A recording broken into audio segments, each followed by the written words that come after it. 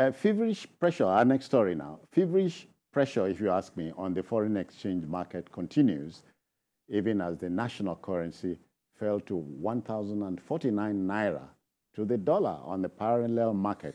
You recall that the Central Bank of Nigeria, the CBN, had lifted the ban on 43 food items, including non-food items, previously restricted from accessing foreign exchange from the official window. Now, the pressure on the Naira is intense as it stands. Unless local production is enhanced, the Naira would continue to lose value. What to do? What to do, Jide? They say the Naira does not go far anymore. What it loses in speed, it gains in distance. Don't know where you get all of this thing. But you see, I don't know the extent to which the unbanning of those items that were hitherto banned from hitherto restricted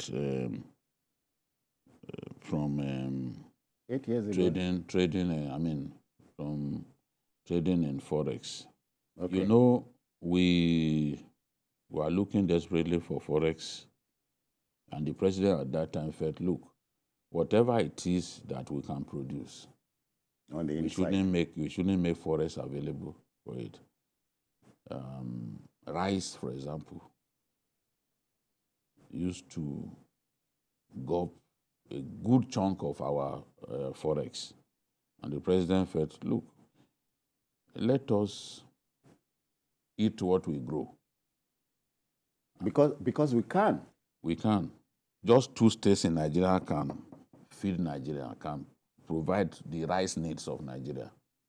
If we are a serious country. How big is Israel? How big is Denmark? When you talk of those 2 countries, they are among the best in the world in agriculture. Denmark, Israel. Imagine Israel. These are small a countries. desert country. Yes. Producing all the fruit needs of many countries. Yes. No magic. We've just decided to be laid back because of the petrodollar and all that. But now, having found ourselves in a difficult situation and trying to conserve Forex for the most important needs, they decided at that time, okay, 43 items, let's get them off the, let's place a ban on them. So you can't officially source Forex to import those things. Okay. That was the decision at that time. But Nigerians... the decision at that time was not a bad one. No, I do not. Look, if they had not taken that decision, all the integrated rice farms that we have, the investment in rice farming would not have that we now have would not have happened. There are Nigerian companies now, Nigerian rice makers, rice millers, who have even externalized their craft to countries like Benin Republic. I know a former governor of Kebbi State.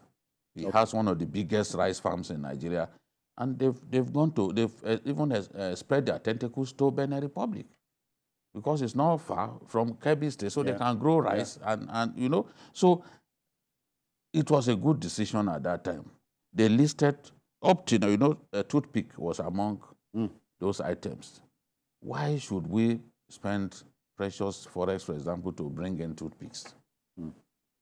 Our hunger for things foreign is just obnoxious. We have to tell ourselves the truth. But now, in spite of that, Nigerians imported no less than 9 items worth 18.12 trillion from the Forex ban list between 2016 and 2022. So, in spite of the fact that they banned those items from accessing Forex from the official window, Nigerians, through unofficial channels, continue to source Forex for 9 of those items, amounting to 18.12 trillion naira.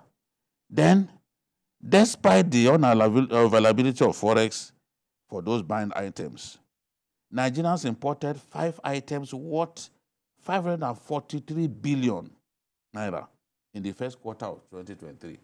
I think that the CBN must have said, look, this is a failed, this is a lost battle. That we didn't make forex available to them, yet the thing came in. They still brought these things in. Because some Nigerians like those luxury things from, look at how much we spend on foreign wines and the rest of them, champagnes. You go into a club, they would even design something that looks like a casket. They will we worship even the inebriating stuff. We put a bottle of spirit in a casket, and then the people will be jubilating. Dancing around it. And if you tell you how much Nigerians pay just to bring in those things, I think that at the end of the day, when you look at the extreme hunger for forex, you know that it is all of these items, these luxury items and other things.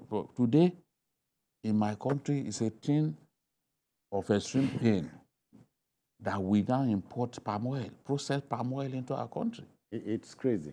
And it's still forex that you will use to go and bring in something that we can produce in abundance. Why can't we encourage massive production of this thing? What is the government doing? Instead of allowing people just a minute. To spend. Wale, are we in trouble? Well, I think we have always been, let me put it in this way, in a difficult situation, but for several years. But I believe we are not in a hopeless situation. The new policy of the CBN, I think, I'm trying to read the mind of the policymakers. I think they are trying to create a kind of competition, when you have too many, so many items in the market. And then they feel that it will lead to reduction in prices of goods and services. If people can import and then flood the market. Especially rice. And they also want to discourage smuggling, of these items from, and to also reduce stiff-neck competition for forex. Because, like he has said, those items, they have to look for that forex illegitimate means. And that means they have to pay through their neck to source the forex. But now, they are strengthening the black market. Yes, they can approach the banks and all that. The official charges. Yes, I think given the situation we have now, we need that kind of spontaneous response to a major problem. But in the long run, it's the handout to a challenge that needs fundamental resolution. It can work for some time. Yeah. Christmas is coming. People will smuggle with these things, either you like it or not. So they want to liberalize the market so that more goods will come. And I'm hoping that it will reduce temporarily inflation and all that to be addressed. But I hope that it's not a permanent solution to fundamental problems, to the fact that we need to go into production of these items locally. Don't also forget one thing: adulteration of, of some of these consumable items is now very common. Yeah. People can no longer produce because the cost of production. They will give you medicine that will not work. You buy palm oil that is adulterated. Yes. So bringing in these things will, to like essence, eliminate, some of these challenges. But I hope it's a temporary problem. They need to work out a situation where we can really go into real production. I like your explanation, except that my question remains: are we hopeless? We are not in a hopeless situation. Okay. Now let's go on another commercial break. We should be back. Please stay with us. Okay, we go back to the last story we're dealing with. You are asking the question: are we down? Are we doomed?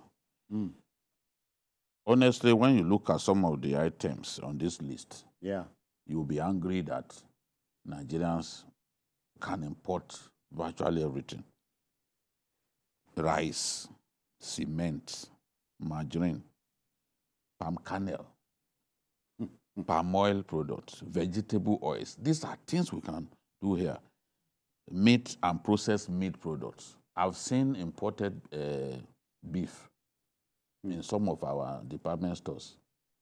Bring all the way from Uganda, you are bringing cow meat. What is wrong with us? Poultry and processed poultry products, tinned fish in sauce, that's like geishas, and then cold rolled steel sheets, galvanized steel sheets. Why can't we get a Jakarta to work so that we don't need to import wheelbarrows, headpans, metal boxes, steel drums, steel pipes, iron rods? We can produce these things here. Wire rods, steel nails, security and razor fencing poles. You never reach to plywood boards. Plywood boards. You never reach in those states. The governor set up a company where they make plywood and all that. I agree that if we do not produce enough, the prices will be unaffordable for our people. Yeah. You look at rice, for example, with all of the noise made by the worst CBN governor in our history. Rice approaching 50,000 naira a bag. Rice in a country like ours. All of the money that was spent on... may I go back there? Lake Rice came, and I thought it was Uhuru. The question, you see, if you spend all of that money, Lake Rice is even a state government... if you spend all of that money that you told us you were using it to galvanize farmers, to produce a lot more cassava, a lot more rice, why hasn't it driven down the price? Because the price is going up shows clearly the failure of the policy. That's it. It shows clearly. If anything, any intervention by government in that manner that cannot bring down prices is a massive failure. We should tell ourselves the truth. And some people are standing by him. They call themselves journalists. They say, we stand by Mayfield. They open their mouth wide to stand by the worst. I mean, come on. Well, Wale, you and I know that there's one way of propping up rescuing the value of the Naira. We must go into aggressive production one more time because we were doing it. For export, yeah. It's no magic. If you spend 1 year inside a worship house, you are just wasting your time. Absolutely. And I think that sanitizing the financial sector, in fact, is the first step that has to be taken. You know the funds that he's talking about, some of these funds were housed in banks. The reports were there, given by banks that give to farmers. The banks are keeping for dividends. So I think the president has taken a very major step, taking the bull by the horn to probe the CBN. Yes. I'm telling you, he will discover it's a cesspool of corruption and rot. Oh, yeah. If the CBN is not effective enough, if the CBN is not playing its role as a regulator, the economy can never grow. If the CBN is the pocket of individuals, who profiteers, racketeers, who just gives out money for there's no way Nigeria can. See what is happening. So he has taken a major step. See what is happening. A lot of the banks will return tremendous profits. Yeah. We are not surprised. Yeah. CBN, what were they doing? Every week, CBN will give out dollars to banks. You told the banks to sell. You shut out Bureau de change operators. That was what Emefiele was doing. And then you give, on some occasions, about $120 million. Go and share amongst yourself. When Bank A collects its own quantum of dollars, it will not sell directly to the people who need it.